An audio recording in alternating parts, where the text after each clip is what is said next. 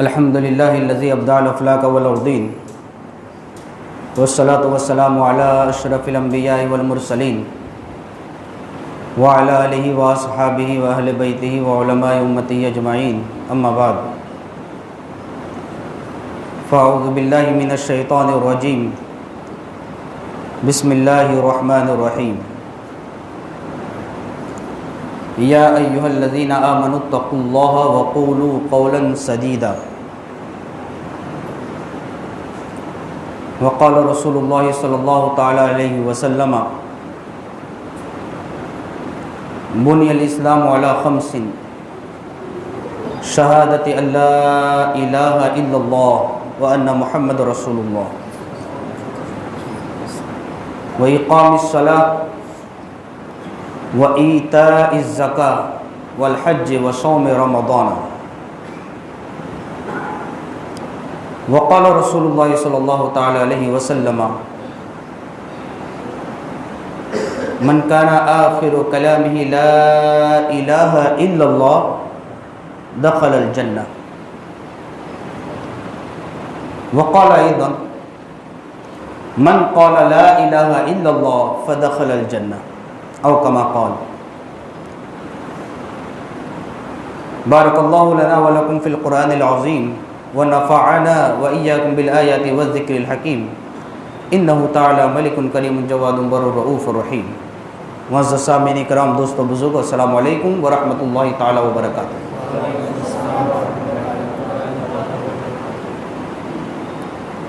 آئیے سب سے پہلے آقا کریم رؤوف الرحیم جناب محمد رسول اللہ صلی اللہ تعالی علیہ وسلم کی بارگاہ میں اپنی غلامی کا ثبوت دیتے ہوئے بآواز بلند ادب و احترام کے ساتھ درود پاک کا نذرانہ پیش کرو اور پڑھے اللہم صلی علی سیدنا محمد وعلی آل سیدنا محمد وبارک وسلم صلی علیہ الصلوۃ والسلام علیک یا رسول اللہ صلی اللہ تعالی علیہ وسلم۔ آج کا یہ دور بڑا پرفتن دور ہے اور اس دور میں ایمان کی حفاظت یہ بڑی اہم چیز ہے۔ بڑا افسوس ہوتا ہے یہ دیکھ کر کہ لوگ جب دین سے دور چلے جاتے ہیں اور دنیاوی معاملات کی طرف راغب ہوتے نظر آتے ہیں۔ یہ جو پروگرام 11 روز کے لیے جو منعقد ہوا، اس پروگرام کا اصل مقصد یہ تھا کہ کالج کے اور اسکول کے جو طلباء ہو وہ بھی اس پروگرام میں شرکت کریں۔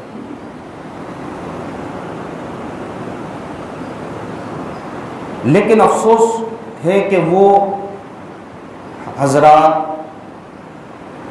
اس پروگرام میں نہ آ سکے یا بہت کم لوگ اس پروگرام میں آئے، کیونکہ اس کو ویکیشن میں رکھنے کی وجہ کہ نوجوان جو اسٹوڈنٹ ہے وہ کچھ مسائل سیکھے، کچھ عقائد کی باقی باتیں سیکھے، کچھ سیرت کی باتیں سیکھے، اور جن چیزوں سے ایمان کی حفاظت ہوتی ہے، جن چیزوں سے ایمان جاتا ہے، ان مسائل کا ان کے پاس علم ہونا ضروری ہے۔ بہر صورت اللہ تبارک و تعالی قرآن مجید میں ارشاد فرماتا ہے یا ایھا الذین آمنوا اتقوا اللہ، اے ایمان والو اللہ سے ڈرو، وقولوا قولا سدیدا، اور سیدھی بات کہو۔ حضرت عبداللہ بن عباس رضی اللہ تعالی عنہ ارشاد فرماتے ہیں کہ قولا سدیدا سے کیا مراد ہے؟ فرماتے ہیں وقولوا قولا سدیدا سے مراد ہے قولوا قولا حقا، حق بات کہو اور حق بات ایسی کہو جو حقیقت پر مبنی ہو۔ ہم لوگ اہل سنت والجماعت ہیں۔ حضور نے فرمایا ستفترق امتی علی 73 ملہ کلہم فی النار الا ملۃ واحدہ ما انا علیہ و اصحابی، جس پر میں اور میرے صحابہ ہے وہی فرقہ جنتی ہے۔ اور وہ کون ہے؟ اہل سنت والجماعت۔ اور وہ کون ہے؟ ہم اور آپ۔ کون ہے؟ ہم اور آپ۔ تو اہل سنت والجماعت یہ حضور کے فرمان پر چلتے ہیں، صحابہ کے فرمان پر چلتے ہیں، لیکن بعض لوگ اپنے آپ کو اہل سنت والجماعت کہہ کر بد مذہبوں کی پیروی کرتے ہیں۔ تو عقائد کی کتابوں میں جب اہل سنت کے بارے میں ذکر کیا جاتا ہے تو ایک اور لفظ استعمال کیا جاتا ہے، قال اہل الحق، جو اہل حق نے فرمایا۔ تو اہل سنت کا دوسرا نام اہل الحق ہے، حق والے لوگ۔ تو سچی بات، حق بات جو ہے وہ کہو، حضرت عبداللہ بن عباس کہتے ہیں۔ نمبر 2 پر حضرت قتادہ رضی اللہ تعالیٰ عنہ ارشاد فرماتے ہیں کہ قول سدید سے مراد قولاً صدقا، سچی بات کہو، جھوٹی بات مت کہو، کیونکہ جو سچ بات ہوگی وہ جنت کی طرف لے جائے گی، جو جھوٹ بات ہوگی وہ جہنم کی طرف لے جائے گی۔ میرے آقا کریم صلی اللہ تعالیٰ علیہ وسلم ارشاد فرماتے ہیں الصدق یہدی الی البر والبر یہدی الی الجنہ، سچائی یہ نیکی کی طرف لے جاتی ہے اور نیکی یہ جنت کی طرف لے جاتی ہے۔ اور میرے کریم آقا فرماتے ہیں والکذب یہدی الی الفجور والفجور یہدی الی النار، اور جھوٹی بات جو ہے وہ گناہ کی طرف لے جاتی ہے اور گناہ انسان کو جہنم کی طرف لے جاتا ہے۔ لہذا سچی بات کرو، اس میں پریشانی آئے گی، مشکلیں آئے گی، لیکن اللہ کی رضا حاصل ہوگی۔ اور ہم زندگی کیوں گزارتے ہیں؟ مولا تو راضی ہو جا، دنیا کی فکر نہیں، دنیا کی ہمیں کوئی پرواہ نہیں۔ نمبر 3 پر حضرت مجاہد فرماتے ہیں کہ قول سدید سے کیا مراد ہے؟ فرماتے ہیں یا ایھا الذین آمنوا اتقوا اللہ وقولوا قولا سدیدا، اور قول سدید سے مراد قولا سدادا، سیدھی بات کہو، ٹیڑھی بات مت کرو۔ جو اسلام نے جو اصول بتائے وہ اصول عوام کے سامنے رکھو، سچ بات ان کے سامنے بیان کرو، بری باتوں سے پرہیز کرو۔ جو سیدھا راستہ اسلام نے بتایا، صراط مستقیم جسے کہتے ہیں، وہ سیدھے راستے کی بات کرو اور ٹیڑھی بات نہ کرو۔ اور حضرت عبداللہ بن عباس کہتے ہیں آگے کہ قول سدید سے مراد وقولوا لا الہ الا اللہ، کہ اے ایمان والو اللہ سے ڈرو اور لا الہ الا اللہ کہو۔ یہی قول سدید ہے اور اسی کے اندر کامیابی ہے۔ تو قول سدید سے مراد لا الہ الا اللہ محمد رسول اللہ صلی اللہ تعالی علیہ وسلم ہے۔ اور اللہ کے رسول علیہ السلام نے فرمایا بنی الاسلام علی 5، اسلام کی بنیاد 5 چیزوں پر ہے، اور نمبر یہ 5 چیزوں میں جو سب سے پہلی چیز ہے وہ کون سی ہے؟ لا الہ الا اللہ محمد رسول اللہ صلی اللہ علیہ وسلم۔ تو میرا آقا علیہ السلام فرماتے ہیں کہ اسلام کی بنیاد یہ 5 چیزوں پر ہے، اور لا الہ الا اللہ یہ سب سے بنیادی شے ہے۔ آقا علیہ السلام دوسری جگہ فرماتے ہیں کہ من کان آخر کلامہ لا الہ الا اللہ دخل الجنہ، کہ جس کا آخری کلام لا الہ الا اللہ ہو وہ جنت میں داخل ہوگا. یہ حضور نے فرمایا. اور حضور نے یہ بھی فرمایا من قال لا الہ الا اللہ دخل الجنہ، جس نے لا الہ الا اللہ کہا وہ جنت میں داخل ہوگا. تو یہ جو مختلف تفاسیر میں نے آپ کے سامنے پیش کی اور ان کے معانی آپ کے سامنے پیش کی، تو اس سے پتہ چلتا ہے کہ ہر حال میں لا الہ الا اللہ محمد الرسول اللہ کہنا ضروری ہے، اور زبان سے بولنا، اقرار کرنا اور دل سے تصدیق کرنا بھی ضروری ہے. اب جب ہم یہ معانی پر غور کرتے ہیں، اور میں نے ایک حدیث یہ پڑھی کہ اسلام کی بنیاد 5 چیزوں پر ہے، اور بنیادی شے جو ہے وہ لا الہ الا اللہ محمد رسول اللہ. اور دوسری حدیث میں نے یہ پڑھی کہ جس کا آخری کلام لا الہ الا اللہ ہو وہ جنت میں داخل ہوگا. تو پہلے جو حدیث ہے کہ بنیادی چیز لا الہ الا اللہ ہونا، اور بعد میں نے کہا کہ جس کا آخری کلام لا الہ الا اللہ ہو، تو بنیاد پہلے ہوتی ہے یا بعد میں ہوتی ہے؟ نقطہ دے رہا ہوں، بنیاد تو پہلے ہوتی ہے. گھر بنائیں گے تو ایسا نہیں ہے کہ 5 مالے کی بلڈنگ پہلے بنا لے اور بعد میں پائے کھودے اور اس کو مضبوط کرے. تو جس کا پہلا کلام لا الہ الا اللہ یہ بنیادی شے ہے، اور جس کا آخری کلام لا الہ الا اللہ یہ آخری شے ہے، تو دونوں میں تطبیق کی کیا صورت ہوگی؟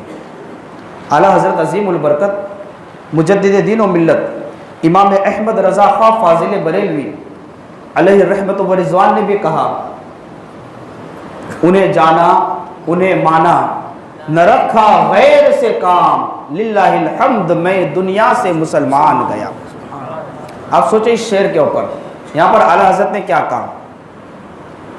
للہ الحمد میں دنیا سے مسلمان گیا. اعلیٰ حضرت تو زندہ ہے نا، اور زندگی میں کہہ رہے ہیں، زندہ ہوتے ہوئے کہہ رہے للہ الحمد میں دنیا سے مسلمان گیا. اعلیٰ حضرت زندہ ہے اور کہہ رہے کہ میں دنیا سے مسلمان گیا. کیسے کہا؟ سوچنے والی بات ہے. تو یہ عارفوں کی بات ہے، یہ عارفانہ بات ہے، یہ عابدانہ بات ہے، یہ زاہدانہ بات ہے. اور ایسی باتیں اللہ کے جو نیک بندے ہوتے ہیں، جو بڑے پایہ تکمیل تک پہنچے ہوئے بندے ہوتے ہیں، وہی سمجھتے ہیں. اور جب اعلیٰ حضرت نے کہا کہ للہ الحمد میں دنیا سے مسلمان گیا، تو اعلیٰ حضرت کا جو یقین تھا اتنا پختہ تھا. اور جب عارف ایسی بات کرتا ہے تو اس کو صیغہ ماضی سے تعبیر کرتا ہے. صیغہ ماضی سے مراد یعنی پاسٹ سینٹنس، کہ میں نے یہ کام کیا. جب وہ کام جو یقینی ہوتا ہے، یقینی طور پہ ہم کو کرنا ہے، تو اس کو زیادہ تر ہم پاسٹ کے صیغے سے یاد کرتے. جیسے ہم کیا کہتے ہیں، نماز پڑھتے تو نیت کی میں نے، ابھی تو نیت کر رہا ہوں نا، نویت ان اصلی علی اللہ تعالی، نیت کے میں نے 2 رکعت نماز فرض، لیکن ابھی نیت پوری نہیں کی ہے. آپ دیکھیے افطار کرتے تو کیا کہتے ہیں، افطرت اللہم انی لقسمت وبک آمنت وعلیک توکلت وعلی رزقک افطرت. جتنے بھی صیغے وہ ماضی کے وہاں پر استعمال کیے گئے ہیں. کسی کو دعا دینی ہوتی ہے تو کہتے ایدک اللہ، اللہ تبارک و تعالی حفاظت فرمائے، اللہ تبارک و تعالی مدد فرمائے، اللہ تبارک و تعالی رہنمائی فرمائے. تو اعلیٰ حضرت عظیم البرکت کہتے ہیں کہ للہ الحمد میں دنیا سے مسلمان گیا. تو اعلیٰ حضرت کا جو یقین تھا اتنا مضبوط تھا کہ اپنی ظاہری زندگی میں صیغہ ماضی کے ساتھ یہ کہتے کہ للہ الحمد میں دنیا سے مسلمان گیا. انہیں یقین تھا کہ میں دنیا سے حالت اسلام میں ہی جاؤں گا. تو عربی کا یہ قاعدہ بھی ہے کہ جب کوئی ایسی بات جس میں دوام ہوتا ہے اس کو صیغہ ماضی سے تعبیر کرتے ہیں. تو یہاں پر اعلیٰ حضرت نے یہ کہا کہ للہ الحمد میں دنیا سے مسلمان گیا، اور جتنے بھی عربی کے آپ صیغے اٹھاؤ تو زیادہ تر جس کے اندر دوام ہوتا ہے اس کو صیغے ماضی سے یاد کیا جاتا ہے۔ اب یہ دور حاضر جو فتنوں کا دور ہے، طرح طرح کے فتنے اٹھائے جا رہے ہیں، تو ان سے اپنے آپ کو کیسے بچایا جائے؟ حضور علیہ السلام نے فرمایا کہ بندہ صبح میں حالت ایمان میں گھر سے باہر نکلے گا اور شام کو جب واپس آئے گا تو اس کا ایمان چلا جائے گا۔ اللہ اکبر۔ اللہ کے رسول صلی اللہ تعالی علیہ وسلم ارشاد فرماتے ہیں کہ جب دجال اپنے فتنوں کے ساتھ ظاہر ہوگا، جب دجال اپنے فتنوں کے ساتھ ظاہر ہوگا تو تم اس سے دور رہنا، اس کے پاس مت جانا۔ کیوں؟ میرا آقا فرماتے ہیں اس لیے کہ کوئی انسان یہ سوچتا ہے کہ میں مسلمان ہوں، میں عالم ہوں، میرے پاس علم ہے۔ میرا آقا فرماتے ہیں خدا کی قسم، ایک شخص جو اپنے آپ کو مسلمان کہتا ہے اور وہ اپنے آپ کو سمجھتا ہے کہ میں اس کا سامنا بھی کر لوں گا، لیکن جب وہ دجال کے پاس پہنچے گا تو اس کے جو شک و شبہات لے کر وہ آیا ہوا ہے ان شک و شبہات میں وہ پڑ جائے گا اور وہ اس کی پیروی کرے گا، اسے پتہ بھی نہیں چلے گا اس کا ایمان کب چلا گیا۔ تو ایسا یہ فتنوں کا دور ہے، تو دجال سے دور رہنا اور دنیا کے اندر ایسے لوگوں سے بھی دور رہنا جو آپ کے ایمان کو چھیننے کی کوششیں کرتے ہیں۔ اس کی آپ ایک وجہ دیکھیے کہ اپنے بچوں کو جو بد دین ہے، جو دین کے دشمن ہے، چاہے وہ کسی بھی فرقے سے تعلق رکھتے، اپنے بچوں کو ان کے مدرسوں میں نہ پڑھائیں، اپنے بچوں کو ان کے پاس پڑھنے نہ بھیجے، کیونکہ بچپن میں جو بچے کا مائنڈ ہوتا ہے وہ بالکل خالی ہوتا ہے، اور وہ چیزیں جو اس کو بچپن میں یاد کرائی جاتی ہے پوری زندگی اس کو یاد رہتی ہیں۔ آپ لوگوں کو بھی یاد ہوگی بچپن میں کیا کیا ہوتا تھا، کہاں جاتے تھے، کیسے اسکول جاتے تھے، کیسے مدرسہ جاتے تھے، ساری چیزیں یاد ہوتی۔ جوانی کی چیزیں بھول جاتے ہیں لیکن بچپن کی چیزیں خاص طور پر یاد ہوتی ہے۔ تو لہٰذا بچپن سے ہی اپنے بچوں کی جو تعلیم و تربیت کرے، ان کو جو اہل سنت والجماعت کے مدرسے ہیں یا مساجد ہیں وہیں پر بھیجے تاکہ ان کے ایمان کی حفاظت ہو اور وہ فتنہ فساد سے دور رہے۔ ایک حدیث پاک جو میں نے بتائی کہ اسلام کی بنیاد 5 چیزوں پر ہے، اور بنیاد یہ پہلے ہے لا الہ الا اللہ، اور دوسری جو حدیث ہے من کان آخر کلامہ لا الہ الا اللہ، جس کا آخری کلام لا الہ الا اللہ ہو تو وہ جنت میں داخل ہوگا۔ آخر کیا وجہ ہے کہ حضور علیہ السلام نے ایک جگہ تو لا الہ الا اللہ کو بنیاد بتایا اور دوسری جگہ حضور نے فرمایا کہ آخری کلام لا الہ الا اللہ ہو تو وہ جنت میں داخل ہوگا۔ تو یہاں پر 2 ذاتوں کا ذکر ہے، ایک ذات خدا کا ذکر ہے اور دوسرا ذات مصطفیٰ کا ذکر ہے۔ اول بھی وہ ہے، آخر بھی وہ ہے، اور مصطفیٰ علیہ السلام رب کی عطا سے اول بھی ہے اور اخیر بھی ہے۔ آپ قرآن اٹھا کر دیکھیے، هو الاول والآخر والظاہر والباطن، اللہ اول بھی ہے، اللہ اخیر بھی ہے، اللہ ظاہر بھی ہے، اللہ باطن بھی ہے۔ اور صاحب مدارج النبوہ فرماتے ہیں کہ یہ اوصاف جمیلہ جو رب کے ساتھ متصف ہے یہ رب کی عطا سے مصطفیٰ کو بھی حاصل ہے۔ تو یہ اوصاف جمیلہ مصطفیٰ اول بھی ہے، مصطفیٰ اخیر بھی ہے، مصطفیٰ ظاہر بھی ہے، مصطفیٰ باطن بھی ہے۔ اور جب ہم اعلیٰ حضرت سے پوچھتے ہیں اے اعلیٰ حضرت آپ بتائیں اس کی وضاحت آپ فرمائے، تو اعلیٰ حضرت کہتے ہیں وہی ہے اول، وہی ہے آخر، وہی ہے باطن، وہی ہے ظاہر، اسی کے جلوے اسی سے ملنے اسی سے اس کی طرف گئے تھے۔ آپ سوچیں، تو آپ سوچیں اسی کے جلوے، حضور رب کے جلوے ہیں، حضور رب کے جلوے، اور جب حضور رب کی بارگاہ میں گئے اسی کے جلوے اسی سے ملنے اسی کے حکم پر اس کی طرف گئے تھے، یہ اعلیٰ حضرت نے فرمایا۔ تو حضور علیہ السلام کی ذات جو ہے یہ اول آخر ظاہر اور باطن بھی ہے. اس لیے یہاں پر بتایا گیا اسلام کی بنیاد میں جو سب سے پہلی بات ہے وہ لا الہ الا اللہ ہے، اور جو سب سے آخری بات ہے وہ بھی لا الہ الا اللہ ہے. تو اللہ بھی اول ہے، حضور بھی اول ہے، اللہ بھی آخر ہے، حضور بھی آخر ہے. اسی لیے بنیاد پہلے لا الہ الا اللہ ہے، اور بنیاد کے بعد جو آخری کلام ہے وہ بھی لا الہ الا اللہ ہے. سبحان اللہ سبحان. تو میرے دوستو ایک تو یہ حدیث ہو گئی. اب حضور علیہ الصلوۃ والتسلیم نے فرمایا من قال لا الہ الا اللہ دخل الجنہ، جس نے لا الہ الا اللہ کہا وہ جنت میں داخل ہوگا. اور حضور نے فرمایا ہے ما ينطق عن الهوى ان هو الا وحی یوحی، جو فرمایا وہ ہو کر رہے گا، اس میں کوئی شک نہیں، ہو کر رہے گا، یقینی طور پر ہوگا. حضور نے فرمایا ہے. اب یہاں پر اعتراض یہ ہوتا ہے کہ حضور نے یہ فرمایا کہ جس کا کلام لا الہ الا اللہ وہ جنت میں داخل ہوگا، تو بعض معترضین یہ اعتراض کرتے ہیں کہ صرف لا الہ الا اللہ کہنے سے ہی جنت مل جائے گی. تو اس کا جواب یہ ہے کہ لا الہ الا اللہ کہنے کے ساتھ کچھ شرطیں اور بھی ہیں. جنت میں دخول کے لیے اور ایمان کے لیے صرف لا الہ الا اللہ کہنا کافی نہیں، بلکہ اس کے ساتھ محمد الرسول اللہ بھی کہنا پڑے گا. کیونکہ اگر آپ یہی کہتے ہو تو پھر اس کو بھی مان لو جس نے زبان سے اقرار کر دیا اور دل سے کچھ نہیں کہا، آپ اس کو بھی مان لو.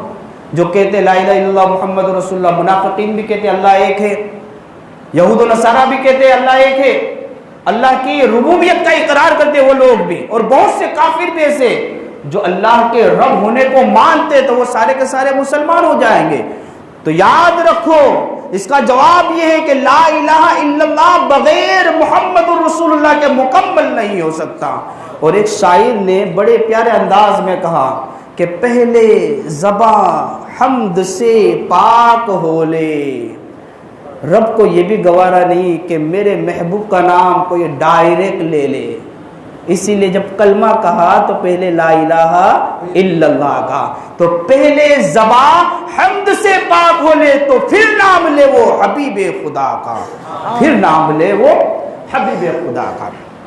تو یاد رکھو ایمان کی بات چل رہی ہے، ایمان پر استقامت اور ایمان پر خاتمہ یہ بہت زیادہ ضروری ہے. اللہ کے رسول صلی اللہ تعالیٰ علیہ وسلم نے ایک خاتون کو دیکھا. سمجھنے والی بات ہے، غور سے سمجھنا. آج میں نے سوچا تھا صرف پوائنٹس والی باتیں کروں گا. ایک خاتون بیمار تھی، سکرات کا عالم کا. حضور نے فرمایا صحابہ سے کہ جب اس کی موت ہو جائے مجھے اطلاع دے دینا، میں اس کی نماز جنازہ پڑھاؤں گا. حضور نے فرمایا.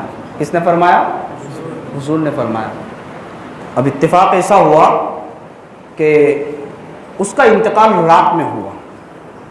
صحابہ نے دیکھا حضور آرام فرما رہے اور حضور کی نیند میں خلل نہ پڑے، لیکن حضور کا فرمان بھی تو سامنے موجود تھا.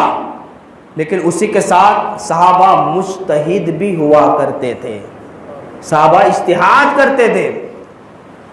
تو صحابہ کرام نے حضور کو نہ جگایا اور اپنے اجتہاد سے کہ حضور کی نیند میں خلل پڑ جائے گا اس وجہ سے حضور کو نہ جگایا. کیونکہ نماز جنازہ فرض کفایہ ہے، فرض عین نہیں ہے. چند لوگ ادا کریں گے تو ادا ہو جائے گی، باقی کے لوگ گنہگار نہیں ہوں گے. نماز جنازہ فرض کفایہ ہے. تو صحابہ نے حضور کو نہیں جگایا اور اپنے اجتہاد سے نماز جنازہ پڑھا دی. صبح ہوئی، حضور نے پوچھا کیا ہوا اس خاتون کا؟ صحابہ نے کہا یا رسول اللہ ہمیں یہ گوارا نہیں ہوا کہ ہم آپ کی نیند میں خلل ڈالے اور نماز جنازہ پڑھا دی. حضور نے فرمایا مجھے جگانا چاہیے تھا. اب آؤ حضرت مولا کائنات کی بارگاہ میں. یہ حضور کی بات تھی نا. اب حضرت علی کی بارگاہ میں آؤ. حضرت علی رضی اللہ تعالیٰ نماز عصر قضا ہو رہی ہے اور حضور آرام فرما رہے. نماز جنازہ فرض کفایہ ہے اور نماز عصر فرض عین ہے۔ مولا کائنات نے دیکھا کہ مصطفیٰ آرام فرما رہے اور مصطفیٰ کے آرام میں خلل نہ پڑے، اس لیے مولا کائنات نے فرض عین کو حضور کی نیند پر قربان کر دیا۔ آپ سوچیں، ہم تصور میں جاتے اور تصور میں جا کر کہتے ہیں اے مولا کائنات، آپ تو شیر خدا ہے، آپ تو مصطفیٰ کے ساتھ رہنے والے ہیں، مصطفیٰ کی پرورش میں رہے، حضور علیہ السلام نے آپ کے بارے میں کتنی فضیلتیں بیان فرمائی۔ میرے مولا کائنات کہتے ہیں خاموش ہو جاؤ، یہ حضور کی بات ہے، اور جب حضور کی بات آئے تو حضور کے نام پر، حضور کی ذات پر فرض عین کو بھی قربان کیا جا سکتا ہے اور اپنی زندگیوں کو بھی قربان کیا جا سکتا ہے۔ تو میرے دوستوں، یہ حضور کی بات ہے، یہاں پر ہر موقع پر آپ کو ادب کرنا ہے اور حضور کی بارگاہ کا لحاظ کرنا ہے کہ کہیں حضور کی بارگاہ میں بے ادبی نہ ہو جائے۔ آخری بات، زندگی کا کوئی بھروسہ نہیں ہے، پتہ نہیں کب موت آ جائے، لہذا موت آنے سے پہلے اپنی زندگی کا بیمہ کرا لے، جس کو بولتے ہیں لائف انشورنس، جیون بیمہ، زندگی کے ساتھ بھی اور زندگی کے بعد بھی۔ اب یہ جیون بیمہ ہے کیا؟ جیون بیمہ کیا ہے بھائی؟ جتنی بھی فون آتے رہتے آئے دن، حضرت جیون بیمہ کرا لیجئے، مولانا جیون بیمہ، آپ عرفان جی بول رہے جیون بیمہ کرا لیجئے۔ ارے بھائی کیوں کرا رہا؟ ارے آپ مر جاؤ گے تو آپ کو یہ بینیفٹس ملے گا۔ ارے بھائی ماننے کے بعد بینیفٹس دے رہے، زندہ رہتے ہوئے بینیفٹس دے، ہر چیز میں۔ جب آپ مر جاؤ گے تو آپ کی فیملی کو 2 لاکھ روپیہ ملے گا، 5 لاکھ روپیہ ملے گا، 50 لاکھ روپیہ ملے گا، مطلب جتنے بھی بینیفٹس ہے۔ آپ کو کوئی بڑی بیماری ہوگی، کینسر جیسا مرض ہوگا تو آپ کی فیملی کو یہ ملے گا۔ مطلب پیسہ میں بھروں، محنت میں کروں اور نقصان بھی مجھے ہو، یا تو اس کا فائدہ فیملی اٹھائے گی، آپ کو کینسر ہو جائے گا، آپ کو یہ بیماری ہو جائے گی، آپ مر جاؤ گے تو آپ کو فیملی کو یہ ملے گا۔ اچھا، مرنے کے بعد فیملی کو یہ ملے گا، فیملی جھگڑے گی کہ یہ تو اتنا مال چھوڑ کے گیا تھا اور اس سال ثواب کی فکر بھی نہیں ہوگی۔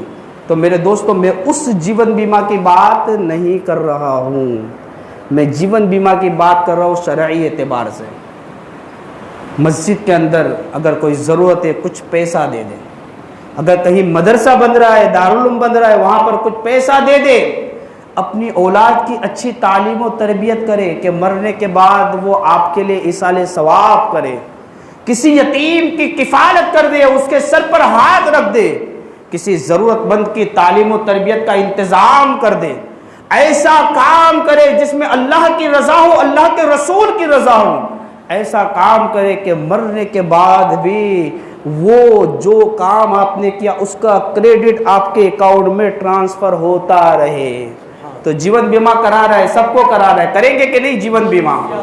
سب جیون بیمہ کریں، جیون بیمہ بہت ضروری ہے، سارے لوگوں کو جیون بیمہ کرانا چاہیے کہ مرنے کے بعد، اور مرنے کے بعد کون سی چیزیں فائدہ دیتی ہے؟ حضور نے فرمایا انسان کی جیسے موت ہوتی ہے نا، اس کے بعد سارے اعمال منقطع ہو جاتے ہیں سوائے 3 چیزوں کے، عمل صالح، نیک اولاد جو ہے کہ اس کے لیے دعائیں کرے، وہ علم جس سے لوگ فائدہ اٹھائے، صدقہ جاریہ، یہ 3 چیزیں، صدقہ جاریہ، نیک اولاد اور علم جس سے لوگ فائدہ اٹھائے۔ تو ایسا کام کرے، چاہے مسجد بنائے، مدرسہ بنائے، کسی ضرورت مند کی ضرورت پوری کرے، کسی مدرسے میں کچھ پیسہ دے دے، کسی یتیم کی کفالت کر دے، کسی کی تعلیم و تربیت کا انتظام کر دے، کسی بیوہ کا انتظام کر دے، یہ جیون بیمہ ہے، تاکہ مرنے کے بعد بھی آپ کو اس کا فائدہ ہوتا رہے، کیونکہ زندگی تو چند سال ہے نا، 60 سال، 70 سال، 100 سال، 200 سال، 500 سال، 1000 سال، اس سے زیادہ تو نہیں ہے۔ آخرت کی زندگی ہمیشگی کی زندگی ہے، لہٰذا جیون بیمہ کرانا ضروری ہے۔ اور جیون بیمہ کے ساتھ ایک چیز اور بھی یاد رکھیں، آخری بات بالکل، تجدید ایمان۔ یہ فتنوں کا دور ہے، پتہ نہیں کب ایمان چلا جائے، کب ایمان نکل جائے، رخصت ہو جائے، پتہ نہیں چلتا ہے، لہٰذا تجدید ایمان کرے۔ رات میں روزانہ جب سونے کے لیے جائے بستر پر، اے اللہ مجھ سے جو بھی خطائیں ہوئی، مجھ سے جو بھی غلطیاں سرزد ہوئی، مولا اگر میرے منہ سے کوئی کلمہ کفر نکلا، بولا تو معاف فرمانے والا ہے، اس کے بعد کہ لا الہ الا اللہ محمد الرسول اللہ، یہ کلمہ پڑھ لے پھر سو جائے، اگر نیند آ گئی تو تجدید ایمان تو آپ نے کر ہی لیا ہے۔ روزانہ یہ عمل کرتے رہے، روزانہ یہ عمل کرتے رہے، ثواب کا ثواب بھی ملے گا اور ایمان پر خاتمہ بھی نصیب ہوگا۔ کیونکہ سب سے ضروری دنیا کے اندر زندہ رہنا ضروری نہیں ہے، کمانا ضروری نہیں ہے، بلکہ ایمان پر استقامت اور ایمان پر خاتمہ ضروری ہے۔ اللہ تبارک و تعالیٰ کی بارگاہ میں دعا ہے کہ اللہ تعالیٰ ہمیں صراط مستقیم پر عمل کرنے کی توفیق عطا فرمائے۔ پیر کے دن سے بھروں کا مدرسہ شروع ہو جائے گا تو اس کی بھی ترغیب دلا دو شابات فوراً، ہفتے میں 2-3 دن فرض علوم کے اوپر درس بھی ہوگا، 10 منٹ 5 منٹ۔ اللہ تبارک و تعالیٰ کی بارگاہ میں دعا ہے کہ اللہ تعالیٰ ہمیں صراط مستقیم پر عمل کرنے کی توفیق عطا فرمائے اور فتنہ و فساد سے ہمیں بچنے کی توفیق عطا فرمائے، ایمان پر استقامت اور ایمان پر موت نصیب فرمائے۔ اور خصوصی طور پر دعا ہے کہ وہ نوجوان جو ایسے پروگرام میں نہیں آتے، اللہ تبارک و تعالیٰ ان کو بھی توفیق عطا فرمائے کہ وہ اس طرح کے پروگرام میں آئے اور کچھ ضروری باتیں سیکھ کر جائے۔ وآخر دعوانا الحمدللہ رب العالمین۔